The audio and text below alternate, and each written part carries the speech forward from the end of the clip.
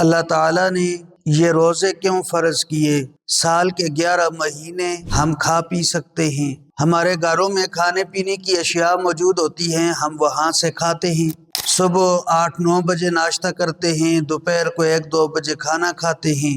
دن بھر جب بھی ہماری طبیعت ہوتی ہے ہم کوئی نہ کوئی چیز کھاتے ہیں، تو 11 مہینے تو ہم اس طرح گزارتے ہیں۔ 12واں مہینہ اللہ تعالیٰ نے ہم پر روزوں کے لیے فرض کیا ہے۔ 12واں مہینہ روزوں کے لیے اللہ تعالیٰ نے مختص کر دیا ہے۔ 12ویں مہینے میں ہمارے لیے روزے فرض کر دیے ہیں۔ اب صبح صادق سے لے کر غروب آفتاب تک بے شک ہمارے فریج میں کھانے پینے کی چیزیں موجود ہوتی ہیں، قسم قسم کی چیزیں موجود ہوتی ہیں۔ کھانے کو طبیعت بھی کرتی ہے، بھوک بھی لگتی ہے، پیاس بھی لگتی ہے۔ بھوک مٹانے والی چیزیں بھی ہمارے گھر میں موجود ہیں، پیاس مٹانے والی چیزیں بھی ہمارے گھر میں موجود ہیں۔ اللہ تعالیٰ نے صبح صادق سے لے کر غروب آفتاب تک رمضان المبارک میں بھوک لگتی ہے بے شک لگے، کھانا پینا نہیں ہے۔ پیاس لگتی ہے بے شک لگے، مشروبات نہیں پینے، پانی نہیں پینا۔ تو سوال یہ ہے کہ اللہ تعالیٰ نے رمضان المبارک کے 30 دنوں کے لیے مسلمانوں پر روزے کیوں فرض کیے؟ قرآن کریم کے دوسرے پارے میں جہاں روزوں کی فرضیت کا بیان ہے، وہاں اللہ تعالیٰ نے لوگوں کے سامنے اس کا مقصد بیان کیا، اور بڑے واضح انداز میں اللہ تعالیٰ نے اس کا مقصد بیان کیا کہ تمہارے پاس حلال کا کھانا موجود، حلال کا پانی موجود، تمہیں بھوک بھی لگ رہی ہے، تمہیں پیاس بھی ستا رہی ہے، تم نہ کھا سکتے ہو نہ پی سکتے ہو صبح صادق سے لے کر غروب آفتاب تک۔ یہ پابندی تمہارے لیے کیوں لگائی گئی؟ اللہ تعالیٰ نے اس کا مقصد واضح کر دیا تاکہ لوگوں کو سمجھ آ جائے کہ ہم پر یہ جو پابندی لگی ہے اس کی وجہ کیا ہے، اس کا مقصد کیا ہے۔ فرمایا یا ایھا الذین آمنوا کتب علیکم الصیام، اے ایمان والو تم پر روزے فرض کیے گئے، کما کتب علی الذین من قبلکم، یہ روزے صرف تم پر ہی فرض نہیں کیے گئے، تم سے جو پہلی قومیں گزری ہیں، پہلی امتیں گزری ہیں، پہلے نبیوں کی جو قومیں اور امتیں تھیں، پہلی جو نسلیں تھیں، ان پر بھی روزے فرض کیے گئے۔ کما کتب علی الذین من قبلکم، اب روزے فرض کیوں کیے گئے؟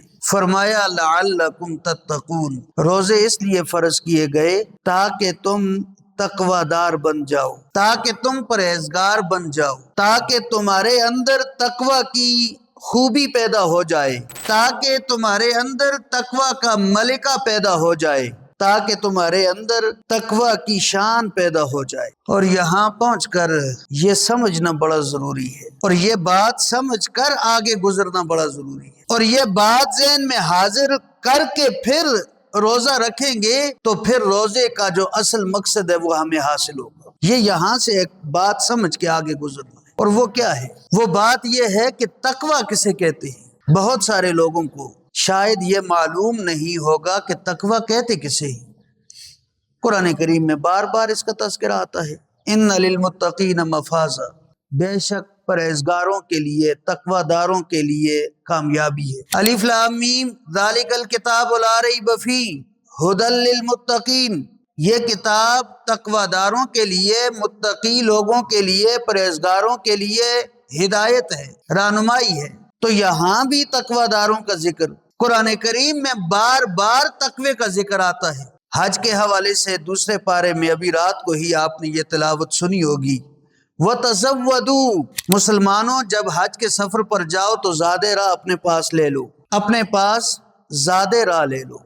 زادِ راہ وہ چیزیں جو راستے میں آپ کو ضرورت آتی ہیں، کھانے پینے کی چیزیں اور لباس سے متعلق چیزیں، اور جتنی بھی چیزیں آپ کو ضرورت آتی ہیں، پیسے ہیں، یہ ساری چیزیں حج کے سفر میں انسان کو ضرورت آتی ہیں۔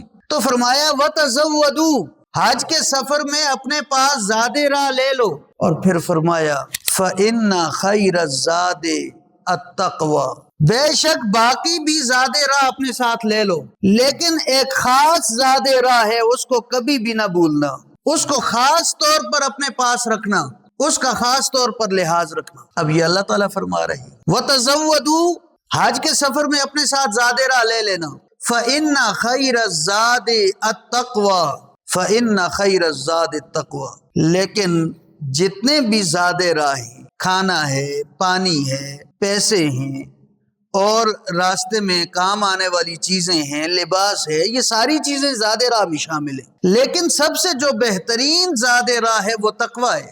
تو یہاں بھی تقوی کا ذکر۔ تو سوال یہ ہے کہ تقوی ہے کیا چیز؟ تقوی کسے کہتے ہیں؟ ہم لوگ جہاں اور بہت ساری چیزوں کے حوالے سے غلط فہمی کا شکار ہیں، مختلف قسم کی غلط فہمیاں ہمیں پیدا ہو جاتی ہیں، مختلف قسم کی غلط فہمیاں ہمیں لائق ہو جاتی ہیں، ہم مختلف قسم کی غلط فہمیوں کا شکار ہو جاتے ہیں، تو تقوی کے حوالے سے بھی ہم غلط فہمی کا شکار ہیں۔ ہم میں سے اکثر لوگ جو ہیں وہ تقوی کے حوالے سے غلط فہمی کا شکار ہیں۔ ہم لوگ تقوی کو کیا سمجھتے ہیں، یا ہم لوگ تقوی کے بارے میں کیا جانتے ہیں، یا تقوی کیا ہے ہم لوگ کیا سمجھتے ہیں؟ ہم لوگ یہ سمجھتے ہیں تقوی اس چیز کا نام ہے زیادہ سے زیادہ عبادت کرو، زیادہ سے زیادہ تلاوت کرو، زیادہ سے زیادہ صدقہ و خیرات کرو، زیادہ سے زیادہ تہجد پڑھو، تلاوت کرو، زیادہ سے زیادہ روزے رکھو، زیادہ سے زیادہ عمرے کرو، زیادہ سے زیادہ اعتکاف کرو، زیادہ سے زیادہ تبلیغی جماعت میں وقت لگاؤ، زیادہ سے زیادہ اللہ اللہ کرو، زیادہ سے زیادہ تسبیحات کرو۔ ہم سمجھتے ہیں کہ اس چیز کا نام تقوی ہے، حالانکہ ایسا نہیں۔ یہ عبادت ضرور ہے، یہ نیکی کے کام ضرور ہے، اور یہ کام اللہ تعالیٰ کے قریب ضرور کرتے ہیں۔ یہ وہ کام ہیں جن کی وجہ سے انسان کا اللہ تعالیٰ کے ساتھ تعلق مضبوط ہوتا ہے۔ ان کاموں کی بدولت انسان اللہ کے قریب جاتا ہے، اللہ کی طرف سفر کرتا ہے۔ لیکن یاد رکھیے یہ تقوی نہیں ہے، یہ تقوی نہیں ہے۔ اس کو آپ عبادت کہہ سکتے ہیں، اس کو آپ احسان کہہ سکتے ہیں، اس کو آپ زیادہ سے زیادہ عبادت گزار کہہ سکتے ہیں، لیکن یاد رکھیے یہ تقوی نہیں ہے۔ تو جب نماز، روزہ، زکوٰۃ دینا، حج کرنا، عمرے کرنا، اعتکاف کرنا، تلاوت کرنا، تہجد پڑھنا، نوافل پڑھنا، درود شریف پڑھنا، اوراد وظائف کرنا، تسبیحات کرنا اور تبلیغی جماعت میں وقت لگانا، صدقہ و خیرات کرنا، یہ ساری چیزیں تقوی نہیں ہیں، تو پھر سوال یہ ہے کہ تقوی کیا ہے؟ تو یہ غلط فہمی دور ہو جانی چاہیے کہ یہ چیزیں تقوی ہیں، یہ چیزیں تقوی نہیں ہیں، یہ چیزیں بے شک عبادت ہیں، بہت زیادہ اجر و ثواب کا باعث ہیں، اللہ کے قریب کرتی ہیں، اللہ کے ساتھ تعلق مضبوط کرتی ہیں، ان کا بہت بڑا اجر و ثواب ہے، بہت زیادہ ان کے فضائل ہیں، لیکن اس کے باوجود یہ تقوی نہیں۔ تو تقوی کیا ہے؟ تو عرض کر رہا ہوں، مختصر انداز میں آپ بات سمجھ جائیں گے تقوی کس چیز کا نام ہے۔ تقوی گناہوں سے اپنے آپ کو بچانے کا نام ہے۔ نیکی کے زیادہ سے زیادہ کام کرنے کا نام تقوی نہیں۔ تقوی کس چیز کا نام ہے؟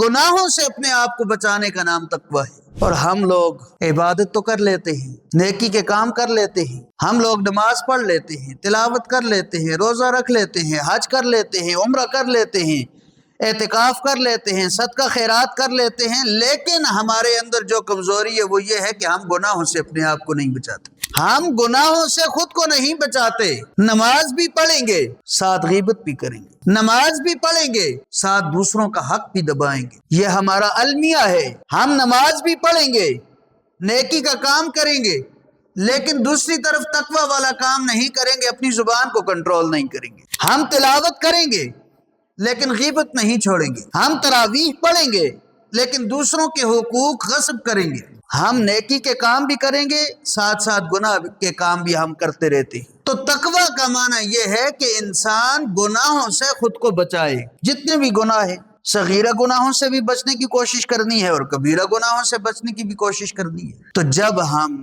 سارے کے سارے گناہوں سے اپنے آپ کو بچانے کی کوشش کریں گے، صغیرہ گناہوں سے اپنے آپ کو بچائیں گے، کبیرہ گناہوں سے بچائیں گے، حقوق اللہ سے متعلق جو گناہ ہیں ہم ان گناہوں سے خود کو بچائیں گے، حقوق العباد سے متعلق جو گناہ ہیں ہم ان گناہوں سے خود کو بچائیں گے، اس طرح ہمارے اندر تقوی کی کیفیت پیدا ہوگی۔ تو یاد رکھیے روزے کیوں فرض ہوئے؟ تاکہ ہمارے اندر کیا چیز پیدا ہو؟ تقوی کی کیفیت پیدا ہو۔ یہ بات یاد رکھنی ہے۔ روزے کیوں فرض ہوئے؟ لعلکم تتقون، تاکہ ہمارے اندر تقوی کی کیفیت پیدا ہو۔ اور اگر ہم روزے رکھنے کے باوجود، تراویح پڑھنے کے باوجود، سحری کو بیدار ہونے کے باوجود، افطار کی پابندی کرنے کے باوجود، اور قرآن مجید ایک دفعہ ختم کرنے کے باوجود اور نوافل اور تہجد پڑھنے کے باوجود اگر ہم گناہوں کو نہیں چھوڑتے، اگر ہمارے اندر تقوی کی کیفیت پیدا نہیں ہوتی، تو اس کا معنی یہ ہے کہ ہم نے روزوں کا جو مقصد تھا وہ مقصد فوت کر دیا ہے، ضائع کر دیا ہے، جو مقصد اللہ تعالیٰ نے قرآن کریم میں واضح کیا،